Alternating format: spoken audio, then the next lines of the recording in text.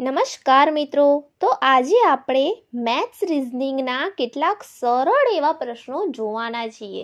જો કદાચ આમાં મેં જે મેથ્સ રીઝનિંગના પ્રશ્નો લીધા છે એ ટોપિક તમને નહીં પણ આવડતા હોય છતાં પણ તમે આ પ્રશ્નોના જવાબ એકદમ સરળતાથી આપી શકશો.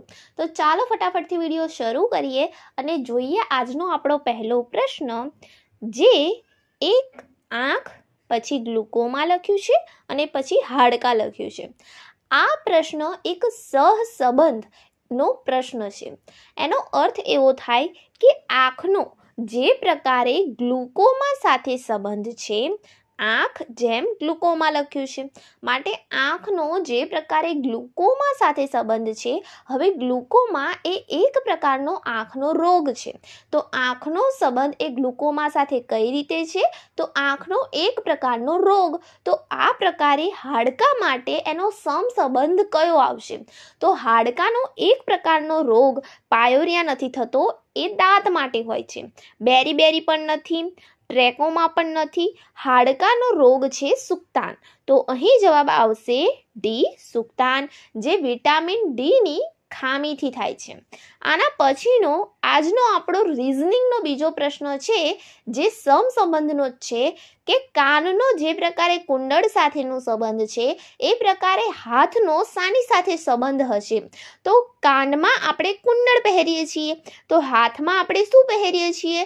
કંદોરો, પંજો, બંગડી કે પાયલ? તો અહીં જવાબ આવશે બંગડી. આના પછીનો પ્રશ્ન છે, વર્ષ તો મહિનો.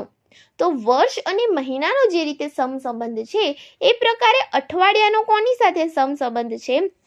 તો મહિનાઓ ભેગા થઈને વર્ષ બને, તો દિવસો ભેગા થઈને અઠવાડિયું બને. આના પછીનો પ્રશ્ન જોઈએ. આ પણ એક સમસંબંધનો છે પ્રશ્ન. તો ગીર તો સિંહ.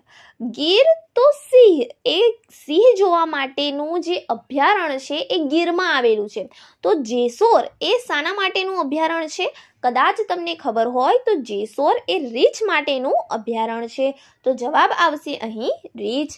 હવે પાંચમો પ્રશ્ન જોઈએ, જેમાં કહ્યું છે કે આપેલ આકૃતિનો અભ્યાસ કરીને જણાવો કે એવા અવિવાહિક પોલીસ અધિકારીઓ કેટલા છે જે ભ્રષ્ટ નથી પરંતુ કવિ છે? તો આપણે એવા અવિવાહિત પોલીસ અધિકારીઓ શોધવાના છે જે ભ્રષ્ટ નથી પરંતુ કવિ છે. તો આ પ્રકારે આપણને આકૃતિ આપેલી જ છે. તો અહીં આ જે ચોરસ છે એ વિવાહિત દર્શાવે છે. આ જે ત્રિકોણ છે એ ભ્રષ્ટ દર્શાવે છે, જ્યારે આ જે મોટું ચોરસ છે એ કવિઓને દર્શાવે છે અને ગોળ એ પોલીસ અધિકારીઓને દર્શાવે છે. તો ફરી એકવાર આપણે પ્રશ્ન ઉપર જઈએ. આપણને પૂછ્યું છે કે આકૃતિનો અભ્યાસ કરીને જણાવો કે એવા અવિવાહિત પોલીસ અધિકારીઓ કેટલા છે જે ભ્રષ્ટ નથી પરંતુ કવિ છે. તો આપણે પહેલા અવિવાહિત પોલીસ અધિકારીઓને શોધવાના છે, માટે વિવાહિતની અંદર તો એ નહીં આવે, માટે આ ચોરસની અંદર એ પોલીસ અધિકારીઓ જે ગોળમાં છે એ ન આવવા જોઈએ. બીજી વસ્તુ આપણને શું કીધી છે કે અવિવાહિત પોલીસ અધિકારીઓ કેટલા છે જે ભ્રષ્ટ નથી પરંતુ કવિ છે, અને આ જે પોલીસ અધિકારીઓ છે એ ભ્રષ્ટ ન હોવા જોઈએ, માટે આની અંદર આ ત્રિકોણમાં પણ એ ન આવવા જોઈએ, પરંતુ શું છે? કવિ છે. તો ટૂંકમાં આપણે એવા પોલીસ અધિકારીઓને શોધવાના છે જે કવિ છે. તો જોવો, ગોળ એ પોલીસ અધિકારીઓ માટે છે અને આ ચોરસ એ કવિ માટે છે, બરાબર? તો જે પોલીસ અધિકારીઓ ચોરસમાં પણ આવતા હોય અને ગોળમાં પણ આવતા હોય, પરંતુ આ ચોરસને ત્રિકોણમાં ન આવતા હોય એવા કેટલા છે? તો 8. જો 8, તો અહીં જવાબ આવશે 8. આ પ્રકારના રીઝનિંગના ખૂબ જ સરળ પ્રશ્નો પૂછાતા હોય છે. ફક્ત આપણે થોડું લોજિક લગાવીને આકૃતિ જોવાની હોય છે. આના પછીનો પ્રશ્ન જોઈએ કે વકીલ, ઉંદર, ખિસકોલી આ શબ્દોનો પારસ્પરિક સંબંધને અનુરૂપ યોગ્ય આકૃતિ પસંદ કરી જવાબ આપો. હવે આ પ્રકારની વેન આકૃતિ આપણને આપેલી છે, તો અહીં આપણે વકીલ, ઉંદર અને ખિસકોલીનો સંબંધ આપણે શોધવાનો છે. તો હવે આ આકૃતિનો અર્થ જે એ ઓપ્શનમાં આપણને આપી છે એનો અર્થ થશે કે આ ત્રણે ત્રણનો એકબીજા સાથે કોઈ સંબંધ છે, પણ એવું તો છે નહીં. વકીલ તદ્દન અલગ છે, ઉંદર તદ્દન અલગ છે, ખિસકોલી તદ્દન અલગ છે, માટે આ નહીં આવે, બી પણ નહીં આવે. અહીં સી જુઓ તમે, સીમાં ત્રણે ત્રણ અલગ અલગ આપી છે આકૃતિ, આથી સી જવાબ આવશે. કેમ કે વકીલ, ઉંદર અને ખિસકોલી એ ત્રણેયનો એકબીજા સાથે કોઈ સંબંધ નથી, માટે આપણો સાચો જવાબ આવશે સી. આના પછીનો પ્રશ્ન જોઈએ. નીચે આપેલ વેન આકૃતિનો ધ્યાનપૂર્વક અભ્યાસ કરીને જણાવો કે એવી કઈ ભારતીય મહિલા છે જે શિક્ષિત નથી. અહીં આપણે એવી ભારતીય મહિલા શોધવાની છે કે જે શિક્ષિત નથી, માટે ભારતીય હોવી જોઈએ અને મહિલા હોવી જોઈએ, પરંતુ શિક્ષિત હોવી જોઈએ નહીં. એનો મતલબ કે આ ગોળમાં આવી જોઈએ નહીં. બરાબર? તો અહીં જોવો, ભારતીય પણ છે અને મહિલા પણ છે, એવી મહિલાઓ બી છે, તો જવાબ આવશે બી. માટે ઓપ્શન એ આપણો સાચો જવાબ છે. તો હવે આના પછીનો પ્રશ્ન જોઈએ. આપેલ આકૃતિ માટે આપેલ વિકલ્પોમાંથી કયો વિકલ્પ તેનું જલ પ્રતિબિંબ દર્શાવે તે નક્કી કરીને લખો. હવે મિત્રો, જ્યારે આપણે જલ પ્રતિબિંબની વાત કરી રહ્યા હોઈએ ત્યારે જે વસ્તુ અહીં આકૃતિમાં આપણને ઉપરની તરફ દેખાઈ રહી છે એ જ વસ્તુ જલ પ્રતિબિંબમાં નીચેની તરફ દેખાશે. તો જ્યાં નીચેની બે લીટીઓ છે એ આપણને પહેલી દેખાશે. બરાબર? હવે આ જે જલ પ્રતિબિંબ છે ને એની અંદર કંઈ ઉલટ સુલટ નથી થઈ જતું. બરાબર? માટે અહીં જોવો, આ જે લીટીઓ છે એ ઉપર આવી જોઈએ. તો અહીં આ બંને આકૃતિમાં લીટીઓ ઉપરની દિશા તરફ છે. હવે અહીં જોવો, તમે જોઈ શકો છો કે આ જે બે લીટી છે એ વિરુદ્ધ દિશામાં જાય છે. તો જલ પ્રતિબિંબમાં અહીં આ બંને લીટી વિરુદ્ધ દિશામાં જશે નહીં. આ જવાબ ખોટો ટીક થઈ ગયો છે. અહીં જવાબ આવશે, ઉત્તર આવશે આ. કારણ કે આપણે જાણીએ છીએ કે જલ પ્રતિબિંબની અંદર ડાબી બાજુ અને જમણી બાજુ બદલાતી નથી. અરીસાની જેમ નથી હોતું કે જમણી બાજુ જે વસ્તુ છે ડાબી બાજુ આવી જશે. ફક્ત દિશા ફેર થાય છે. ઉપર જે વસ્તુ છે એ નીચે આવશે અને નીચેવાળી વસ્તુ એ ઉપર જશે. માટે અહીં આ જવાબ ખોટો ટીક થઈ ગયો છે. જવાબ આવશે આપણો સાચો બી. તો જો અહીં આ રીતે, અને આ જે છે એ ઉપરની તરફ દિશા થઈ જશે, આની દિશા બદલાશે, અને આ પ્રકારે જ રહેશે. ડાબું જમણું ફેરફાર થતો નથી. તો આનું સાચું જલ પ્રતિબિંબ એ જવાબ બી છે. આના પછીનો પ્રશ્ન જોઈએ. આપેલ આકૃતિ માટે આપેલ વિકલ્પોમાંથી કયો વિકલ્પ તેનું જલ પ્રતિબિંબ દર્શાવે તે નક્કી કરીને લખો. તો અહીં જોવો, આપણો ઓપ્શન એ જવાબ છે આવી ગયો. તો અહીં જોવો, આ પ્રકારની આકૃતિ છે. હવે આપણે આને ઊંધી રીતે જોઈએ જલ પ્રતિબિંબમાં, તો આ જે ત્રણ લીટા છે એ આ સાઈડ આવી જશે, આ સાઈડ આવી જશે, એટલે ઉપરની બાજુ જતા રહેશે, અને આ બે લીટા પણ ઉપરની બાજુ જતા રહેશે, જ્યારે આ ત્રિકોણ નીચેની બાજુ રહેશે. તો એવું કઈ આકૃતિમાં છે? તો એવું ફક્ત આ એ નંબરની આકૃતિમાં છે.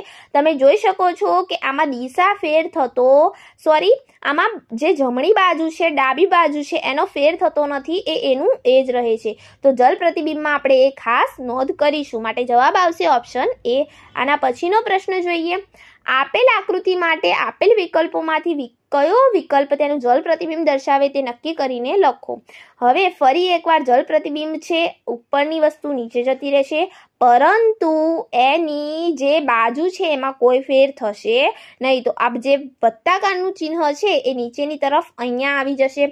તો એવું કઈ આકૃતિમાં છે? તો બીમાં છે અને ડીમાં છે. તો બી અને ડી બંનેમાંથી એક જવાબ આવી શકે. હવે જોવો, અહીં એક વસ્તુ ધ્યાન આપવા જેવી છે કે આમાં બંને જે આરાઓ છે, અહીં જોવો જગ્યા છે, ત્રિકોણ છે એ કાળા રંગેલા છે, પરંતુ આમાં એવું નથી, આમાં આ બાજુ લીટા છે. તો જવાબ આપણને મળી ગયો ઓપ્શન ડી.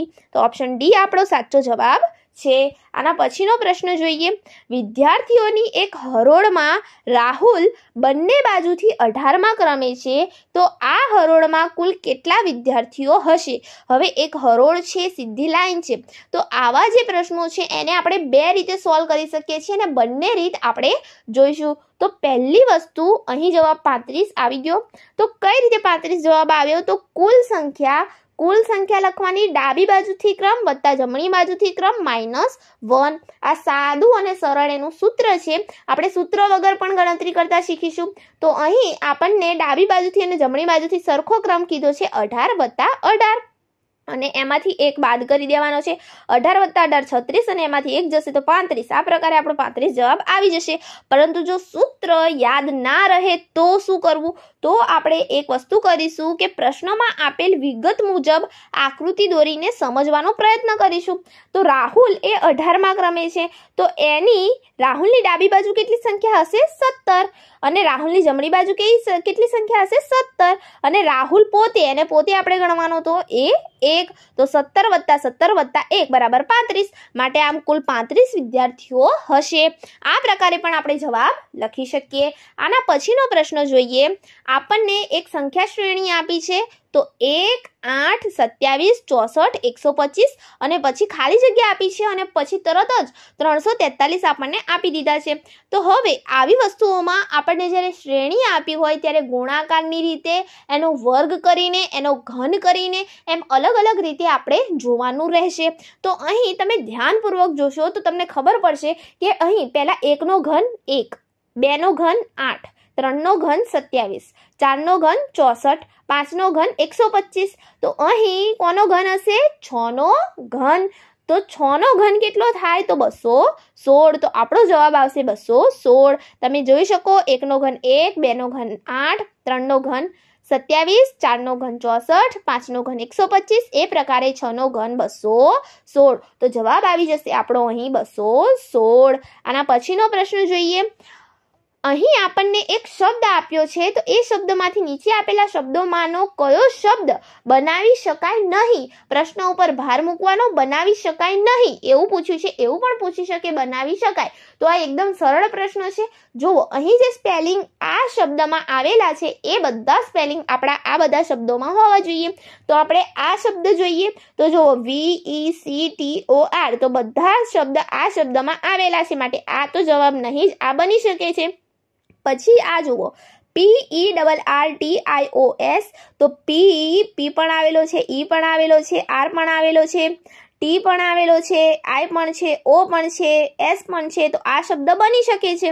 આ શબ્દ જુઓ, PROA, એને ધ્યાનપૂર્વક જુઓ, એ અહીં ક્યાંય પણ આવેલો નથી, માટે C આપણો જવાબ છે.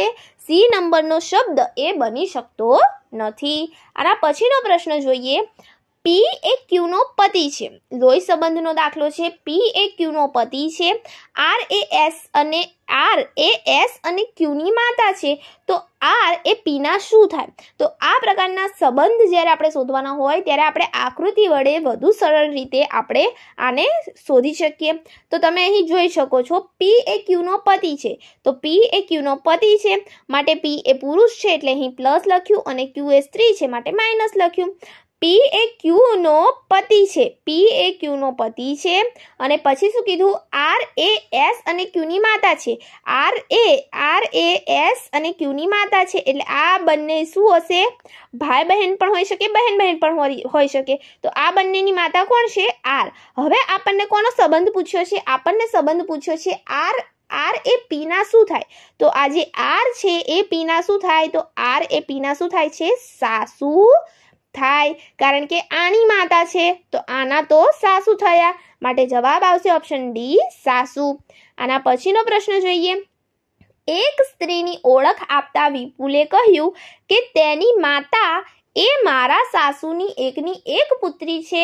તો વિપુલનો એ સ્ત્રી સાથે શું સંબંધ હશે? તો અહીં આપણે ફરી એકવાર આકૃતિ બનાવીએ. તો એક સ્ત્રીની ઓળખ આપતા વિપુલે કહ્યું, શું કહ્યું વિપુલે? કે તેની માતા એ સ્ત્રીની માતા એ મારા સાસુની એકની એક પુત્રી છે. કોણ છે? એ સ્ત્રીની માતા એ એના સાસુની એકની એક પુત્રી છે. તો એ સ્ત્રી સાથે શું સંબંધ હશે?